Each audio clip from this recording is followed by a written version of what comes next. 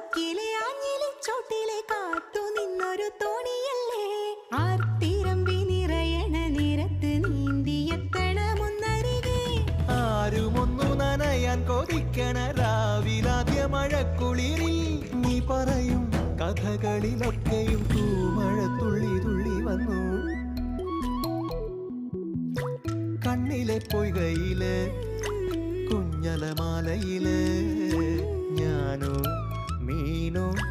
കാണാത്തീരം തേടി പോകും പൊൻകിന തോണികളോ പൊന്നര എന്നങ്ങളോ